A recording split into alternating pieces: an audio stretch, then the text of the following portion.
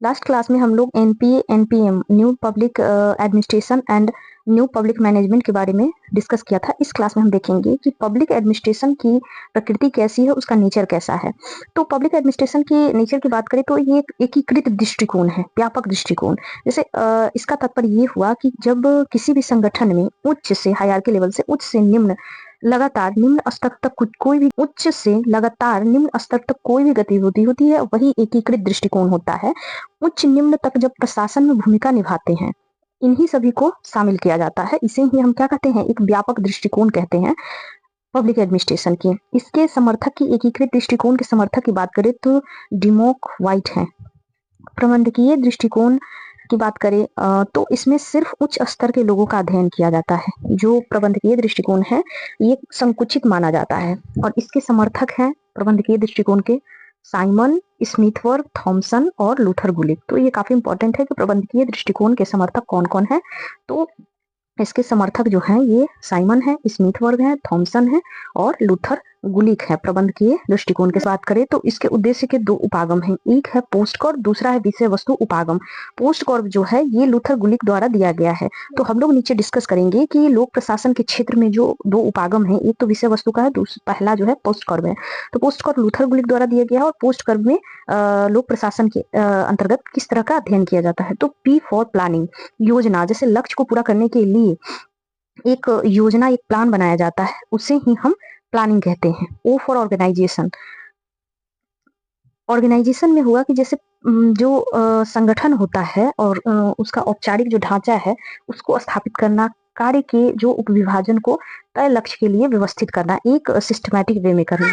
तीसरा है स्टाफिंग, तीसरा है इस वो स्टाफिंग कि कर्मचारियों को रखना। तो किस तरह से, तो कर्मचारी को बेहतर से बेहतर किस प्रकार स्थिति प्रदान कर और उनको प्रशिक्षित करना, ये स्टाफिंग के अंतर्गत आता है। डी फॉर डायरेक्टिंग, ये सारे पोस्ट कॉर्प की जो है वो परिभाषा है कि डायरेक्शन, निर्देशित करना। जैसे निर्णय को, मतलब जो निर्णय है, कोई भी डिसीजन लिया जाता है उसको निर्देशित करना, तो ये सब डायरेक्टिंग में आता है।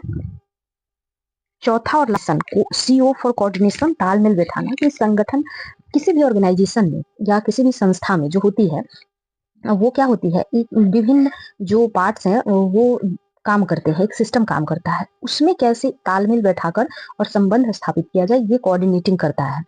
आर फॉर रिपोर्टिंग, सूचना देना, कि जो भी शोध, जांच, रिकॉर्ड, स्वयं या अपने अंतर्गत काम करने वाले लोगों को किस तरह से ये सारी सूचनाएं देना है, रिपोर्ट करना है, ये होता है R for reporting. B for budgeting, तो बजट बनाना, जैसे वित्तीय नियोजन, उसका रख रखाव करना, उसको नियंत्रण करना, तो ये सब बजट के अंतर्गत आता है। तो हमने देखा कि पोस्ट कॉर्प का जो लूथर गुलिक द्वारा दिया गया है उसका संगठन में या किसी भी प्रशासन में किस तरह से सिस्टम के द्वारा कार्य किया जाता है, तो उसके लिए लोक प्रशासन के लिए लूथर गुलिक ने पोस्ट कॉर्प सिद्धांत दिया। उसके बाद हम देखते हैं दूसरा जो लोक प्रशासन के क्षेत्र के अंतर्गत उपागम, लोक प्रशासन के क्षेत्र में जो दूसरा उपागम है वो है विषय वस्तु उपागम, और इसके सिद्धांत के प्रवर्तक जो है वो लेवियस मेरियम है। तो लेवियस मेरियम द्वारा विषय वस्तु उपागम को दिया गया है, और इनका मानना है कि पोस्ट कॉर्प जो है, जो लूथर गुलिक द्वारा गया है, का प्रतिनिधित्व करता है, जबकि वास्तविक प्रशासन अलग है। तो इसलिए जो लेवियस मेरियम है वो विषय वस्तु उपागम की बात करते हैं, लेकिन वो पोस्ट कॉर्प के बारे में बताते हैं कि पोस्ट कॉर्प सिर्फ प्रशासन के उपकरणों का प्रतिनिधित्व करता है, वास्तविक प्रशासन अलग है इससे। प्रशासन का वास्तविक उद्देश्य, ये विषय वस्तु के उपागम के अंतर्गत लेवियस मेरियम मानते हैं कि प्रशासन का वास्तविक उद्देश्य लोगों को दी जाने वाली विभिन्न सेवाओं से है। इन सेवाओं की अपनी विशिष्ट तकनीक होती है जो पोस्ट कॉर्प के अंतर्गत नहीं आती है। प्रशासनिक एजेंसी का उसकी विषय वस्तु के कारण अपना एक स्थायी पोस्ट कॉर्प होता है, जैसे तकनीक निर्देशित है ना कि एक विषय वस्तु निर्देशित है, इसकी उपेक्षा करता है। सेवाओं और प्रशासनिक एजेंसियों के कार्यों पर फोकस करता है। एक एजेंसी की सारभूत समस्याएं उसकी विषय वस्तु या विषय सामग्री पर निर्भर करती है। पब्लिक एडमिनिस्ट्रेशन को तकनीक का अध्ययन ही नहीं कहा जा सकता, बल्कि सारभूत सरोकारों का अध्ययन किया जाता है। पोस्ट कॉर्प और विषय वस्तु तकनीक के बारे में बात करते हैं लूथर गुलिक और लेवियस मेरियम। तो ये कहते हैं कि पोस्ट कॉर्प सिर्फ तकनीक की बात करता है, वहीं विषय वस्तु जो है वो तकनीक और सहयोग दोनों की बात करता है। तो ये भिन्नताएं हैं दोनों में, पोस्टकॉर्ड में और विषय वस्तु में, दोनों एक दूसरे के पूरक हैं। लेविस मेरियम ये मानते हैं कि पब्लिक एडमिनिस्ट्रेशन एक दो धारी औजार है, एक पोस्टकॉर्ड दूसरी विषय वस्तु। तो इस प्रकार पोस्टकॉर्ड और विषय वस्तु की उपागम लोक प्रशासन के क्षेत्र के अंतर्गत आते हैं। अब हम बात कर रहे हैं संगठन की। तो लोगों का समूह, उद्देश्य जिसको प्राप्त करने के लिए मानवीय या भौतिक जो संसाधन होते हैं उनका सामूहिक संगठन ही संगठन कहलाता है। संगठन दो प्रकार के होते हैं, एक होते हैं औपचारिक और एक होता है अनौपचारिक, एक फॉर्मल और इनफॉर्मल। फॉर्मल में होता है जैसे इसका एक सुनियोजित प्लान होता है, एक निश्चित उद्देश्य होता है, कार्य करने के प्रत्येक व्यक्ति के कार्य क्या होते हैं, निर्धारित को होते हैं, और इसका संबंध भी औपचारिक होता है। वहीं अगर अनौपचारिक की बात करें संगठन की, तो बिना योजना निश्चित उद्देश्य के ना ही सदस्यों के बीच औपचारिक संबंध होता है इसमें, तो ये औपचारिक संगठन कहलाते हैं। संगठन की विचारधारा की बात करें तो इस शास्त्रीय विचारधारा, जिसे परंपरागत विचारधारा क्लासिकल थ्योरी भी कहते हैं, और शास्त्रीय विचारधारा संगठन में जो है दिए है, तो उसकी बात है, उसके जो समर्थक है वो है फ्योल, गुलिक, उर्विक, टेलर, मुने व रैले। तो ये सब संगठन में शास्त्रीय विचारधारा का समर्थन करते हैं। संगठन के अध्ययन की पहली विचारधारा है, तो शास्त्रीय विचारधारा जो है वो विचारधारा शास्त्रीय विचारधारा या परंपरागत विचारधारा है, और इसके समर्थक जो है वो फ्योल है, गुलिक है, उर्विक है, टेलर है, मुने व रैले हैं। जैसे किसी भी संगठन के अध्ययन की शास्त्रीय विचारधारा जो है ये पहली विचारधारा है।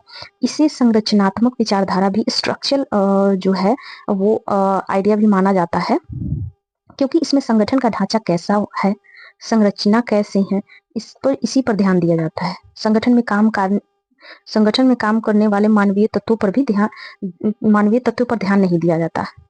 इसमें यह ध्यान दिया जाता है कि संगठन में विचारधारा मानव की उपेक्षा की जाती है, सिर्फ मशीनी या औपचारिक या जो भी इंस्ट्रूमेंटल चीजें होती हैं सिर्फ उसकी बात की जाती है क्लासिकल थ्योरी में।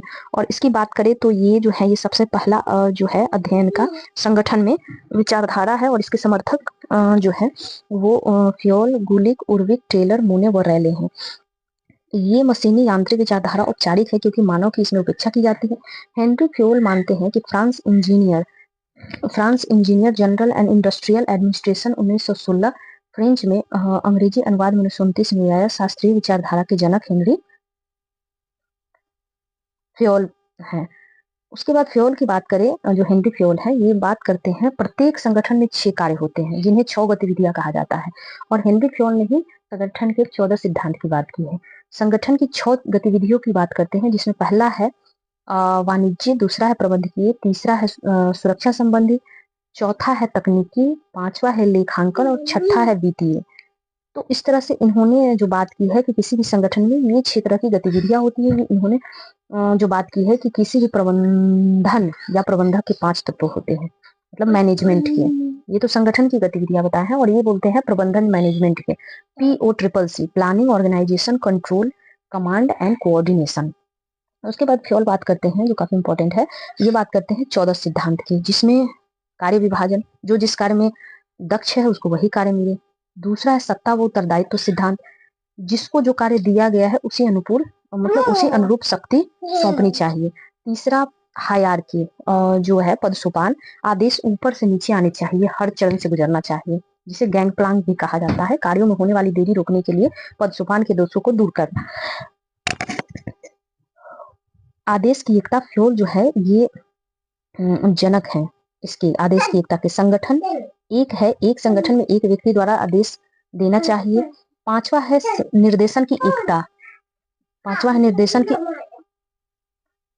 निर्देशन की एकता, एक कार्य के लिए एक व्यक्ति का आदेश, एक गतिविधि का आदेश होना चाहिए। छठा अनुशासन, सातवां जो है क्रमबद्ध कार्य, एक सीक्वेंस में कार्य होना चाहिए। आठवां है वेतन, 9th जो है वो है कर्मचारियों की अस्थायी भर्ती। 10th है व्यक्तिगत हितों की तुलना में संगठन के हित महत्वपूर्ण है, पहले संगठन है उसके बाद व्यक्तिगत हित है। पहल, इनिशिएटिव होना चाहिए। उसके बाद है केंद्रीकरण, मतलब आदेश की एकता होनी चाहिए, एक सेंट्रलाइज्ड जो है वो फॉर्मेट देखना हमें चाहिए। 13th जो है वो है साम्यता, एक जैसा व्यवहार। 14th जो है इक्वल डी स्पिरिट बोलते हैं कि टीम की भावना उसमें होनी चाहिए, दलीय भावना का विकास कैसे हो उस पर बात करते हैं। तो ये रहे हेनरी फ्योल के 14 सिद्धांत। आई होप आप लोग को ये समझ में आया होगा। नेक्स्ट क्लास में हम लोग डिस्कस करेंगे उर्विक के बारे में कि उर्विक ने 8 सिद्धांत दिए हैं संगठन के लिए, वो किस प्रकार है, और आगे गुलिक भी 10 सिद्धांत देते हैं। तो इस तरह से हम लोग देखेंगे कि किसी भी संगठन के लिए कौन कौन से जो